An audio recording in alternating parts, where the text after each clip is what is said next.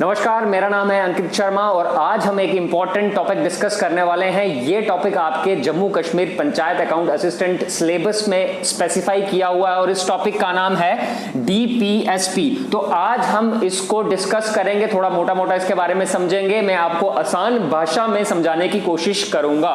तो आज का हमारा जो टॉपिक है वो है डीपीएसपी। डीपीएसपी बोले तो directive principles of the state policy. Very very important. क्या बोला मैंने? Directive principles of the state policy. ये डीपीएसपी की फुल फॉर्म है। अगर आपको सीधा डीपीएसपी पूछ लेंगे एग्जाम में तो directive principles of the state policy. अब हम इसको डिफाइन करने वाले हैं। ये डीपीएसपी है क्या? ये है डीपीएसपी है डायरेक्टिव्स। डायरेक्टिव्स मतलब क्या बोलते हैं इनको? डायरेक्शंस। डायरेक्शंस देना। क्या बोलना? डायरेक्शंस देना। डायरेक्ट करना किसी को डायरेक्शन देना। अब आप बोलोगे कौन डायरेक्ट कर रहा है, किसको डायरेक्ट करना है और किस लिए डायरेक्ट करना है, तो मैं आपको इसके बारे में आज बताऊंगा। तो मैंने क्या बोला? These are the directions. कौन देता है? Directions given by the constitution of India. कौन देता है ये डायरेक्शन? कॉन्स्टिट्यूशन ऑफ इंडिया देता है। किसको देता है? कॉन्स्टिट्यूशन ऑफ इंडिया देता है स्टेट को। क्यों देता है? For the welfare of the people. For the welfare of the people, इसको बोलते हैं directive principles of the state policy. These are the directions given by the Constitution of India to the state for the welfare of the people. I hope आपको definition भी clear हो गई होगी। तो definition क्या है? ये डायरेक्टिव प्रिंसिपल्स क्या है? डायरेक्टिव नेम ही सजेस्ट कर रहा है कि डायरेक्ट करना, किसी को डायरेक्शन देना। और ये डायरेक्शन कौन दे रहा है? Constitution of India. किसको दे रहा है? स्टेट को दे रहा है। और क्यों दे रहा है? For the welfare of the people, ताकि लोगों का भला हो सके। ये डेफिनेशन है directive principle of the state policy की। अब यहां पर जो स्टेट है वो क्या है? ध्यान से समझना। स्टेट सिर्फ महाराष्ट्र की स्टेट को कॉन्स्टिट्यूशन नहीं दे रहा, पंजाब की स्टेट को कॉन्स्टिट्यूशन नहीं बोल रहा है। ये स्टेट्स क्या है? असल में पूरा हिंदुस्तान के बारे में यहां पर लिखा हुआ है। दैट मीन स्टेट में क्या आ रहा है? All the executive and legislative organs of the state and central government, which includes all the local authorities, local bodies or public, all the public authorities, ये आ रही है स्टेट के अंदर। दैट मीन्स कॉन्स्टिट्यूशन इन लोगों को direct कर रहा है। क्यों कर रहा है? ताकि लोगों का भला हो सके। ऐसे प्रिंसिपल्स जो लोगों के वेलफेयर में यूज हो सके उनको हम बोलते हैं directive principles of the state policy. काफी बच्चे काफी ज्यादा कंफ्यूज हो जाते हैं। तो फिर फंडामेंटल राइट्स क्या है? फंडामेंटल राइट्स में आपको पढ़ा चुका हूं अपने पिछले टॉपिक में। Fundamental rights are the rights given by the constitution of India. किसको दिया है कॉन्स्टिट्यूशन ऑफ इंडिया ने? लोगों को दिया है। राइट किसको दिए हैं? लोगों को दिए हैं कॉन्स्टिट्यूशन ऑफ इंडिया ने। अगेंस्ट द स्टेट, ये इसका डिफरेंस है। अगेंस्ट द स्टेट, मैं आपको डिफरेंस भी बता रहा हूं। हमने क्या बोला? जो फंडामेंटल राइट्स हैं वो कौन देता है? वो कॉन्स्टिट्यूशन ऑफ इंडिया देता है। किसको देता है? सिटीजन्स को देता है अगेंस्ट द स्टेट। और directive principles of the state policy क्या है? These are the directions given by the constitution of India to the state. यहां पर सिटीजन्स को दिए हैं और यहां पर स्टेट को दिए हैं for the welfare of the people. I hope आपको ये थोड़ा सा डिफरेंस क्लियर हुआ होगा। अब कंफ्यूजन ये फंसती है कि क्या डीपीएसपी राइट्स है? क्या डीपीएसपी को राइट्स भी बोला जाता है? जैसे फंडामेंटल राइट्स को राइट्स बोला जाता है, तो क्या डीपीएसपी को भी राइट्स बोला जाता है? हाँ, कुछ सेंस में डीपीएसपी को राइट्स बोला जाता है। याद रखना प्यारे बच्चों कि डीपीएसपी को हम सोशियो और इकोनॉमिक राइट्स भी कहते हैं। सोशियो एंड इकोनॉमिक राइट्स, ये एग्जाम में आपको पूछा जाएगा कि डीपीएसपी क्या है। These are the socio and economic rights. और फंडामेंटल राइट्स क्या है? Civil and political rights. Civil and political rights, very very important, याद रखना बच्चों।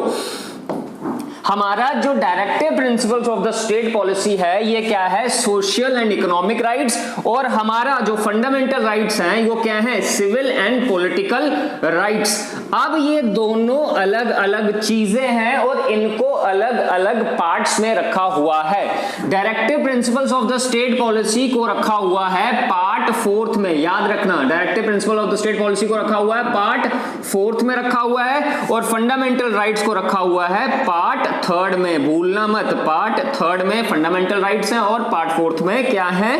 हमारे डीपीएसपी। एक कहानी बताता हूं कि B.N. राव साहब जो कॉन्स्टिट्यूशनल एडवाइजर थे हमारे, कौन थे? B.N. राव, याद रखना। B.N. Rao was the constitutional adviser थे।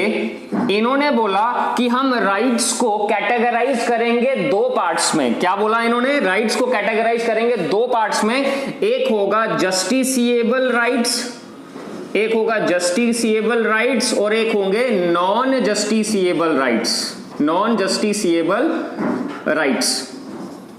हमने B.N. राव ने क्या बोला कॉन्स्टिट्यूएंट असेंबली में कि हम राइट्स को 2 पार्ट्स में डिवाइड करेंगे। याद रखना, B.N. राव ने कहा था कि जस्टिसिएबल राइट्स और नॉन जस्टिसिएबल राइट्स। और इनकी जो डिमांड थी, इनको कैटेगराइज करने में ड्राफ्टिंग कमेटी ने एक्सेप्ट कर ली। और जब ड्राफ्टिंग कमेटी ने एक्सेप्ट कर दी, तो हमने 2 कैटेगरी बना दी, जस्टिसिएबल राइट्स और non justiciable rights. Justiciable rights हमने पार्ट 3 में रखे और नॉन जस्टिसिएबल राइट्स हमने पार्ट 4 में रखे। और जो नॉन जस्टिसिएबल राइट्स हमने पार्ट 4 में रखे थे, उनको बोला गया directive principles of the state policy. और जो पार्ट 3 में हमने रखे थे जस्टिसिएबल राइट्स, उनको बोला गया फंडामेंटल राइट्स। तो ये भी आपको याद रखना है। अब जो मैं बताऊंगा कि जो हमारे directive principles of the state policy के ऊपर आपको एग्जाम में क्या क्वेश्चन पूछ सकते हैं, क्या नहीं पूछ सकते हैं, इस पर आपको ध्यान देना पड़ेगा। Directive principles of the state policy, article आता है आर्टिकल 36 to 51, आपको याद रखना है। आर्टिकल 36 से लेकर 51 तक, आर्टिकल 51 तक आपके directive principles of the state policy आते हैं। दोबारा देख लो क्या बोला मैंने, आर्टिकल 36 से लेकर 51 तक, आर्टिकल 36 से लेकर 51 तक DPSP mentioned in part 4 of the Indian constitution, very very important, ये भी आपको याद रखना है। और आपको क्या याद रखना है, इनको क्या बोला था? इनको बोला गया था भीमराव अंबेडकर द्वारा इनको बोला गया था, these are the noble features of Indian constitution. इनको नोबल फीचर्स भी बोलते हैं इंडियन कॉन्स्टिट्यूशन का, वेरी वेरी इंपॉर्टेंट। किसने बोला था? B.R. अंबेडकर ने बोला था इनको, noble features of the Indian constitution.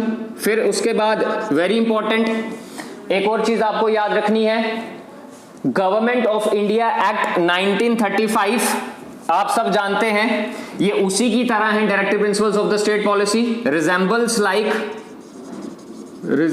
Like government of India act 1935, very very important, ये भी एग्जाम में पूछते हैं। Noble features of the Indian constitution exam में पूछते हैं।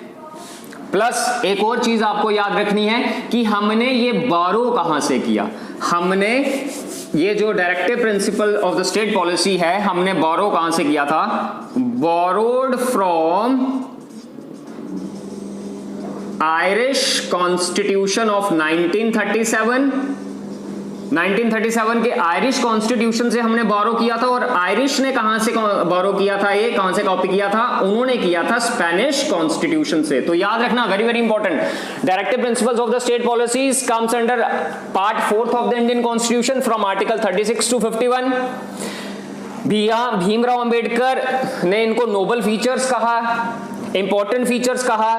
these resembles like the Government of India Act 1935 and we borrowed it from the Irish Constitution of 1937, और Irish वालों ने स्पेनिश से इसको बोरो किया था। याद ध्यान में रखने वाली चीज ये है कि जब भी कोई भी कानून बनाना होगा, directive principle of the state policy को दिमाग में रखकर ही हिंदुस्तान में कोई कानून बनेगा। Very very important. एक और चीज आप याद रखना, दीज और नॉन जस्टिसिएबल, इनको हम क्या बोलते हैं, non justiciable. Non justiciable rights हैं ये। That means you can not go to high court और supreme court in case of violation.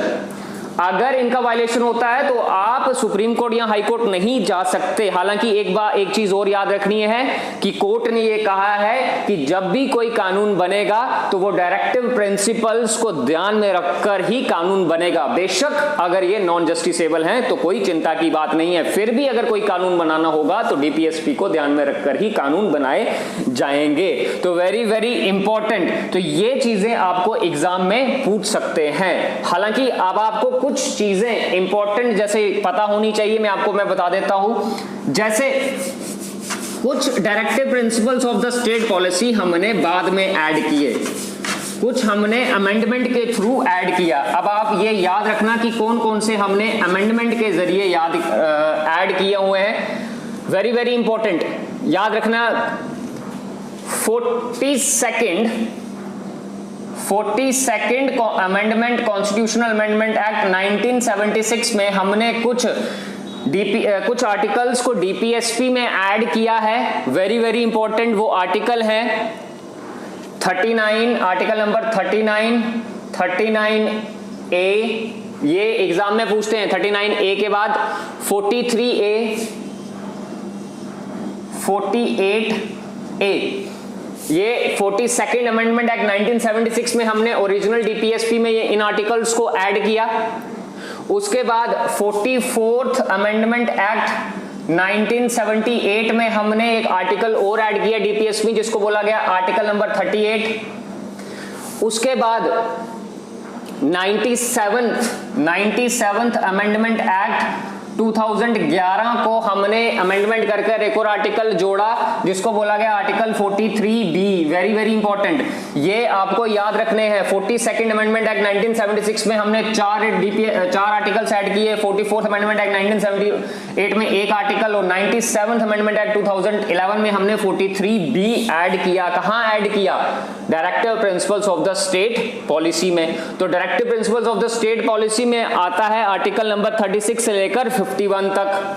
Article number 36 क्या कहता है? ये स्टेट को डिफाइन करता है। जैसे आर्टिकल नंबर 12 में जब फंडामेंटल राइट शुरू होते हैं तो आर्टिकल नंबर 12 स्टेट को डिफाइन करता है, वैसे ही हमारा जो डीपीएसपी है उसमें जो आर्टिकल नंबर 36 है वो स्टेट को डिफाइन करता है। और स्टेट में क्या आता है? All the legislative and executive organs of the central government and the state government, all the local authorities and the public authorities. ये आर्टिकल नंबर 36 कहता है। याद रखना, आर्टिकल नंबर 36 सिर्फ और सिर्फ स्टेट को बताता है। आर्टिकल नंबर 37 कहता है कि these rights are non justiciable. Article number 37 कहता है कि ये जो डीपीएसपी हैं ये नॉन जस्टिसिएबल हैं।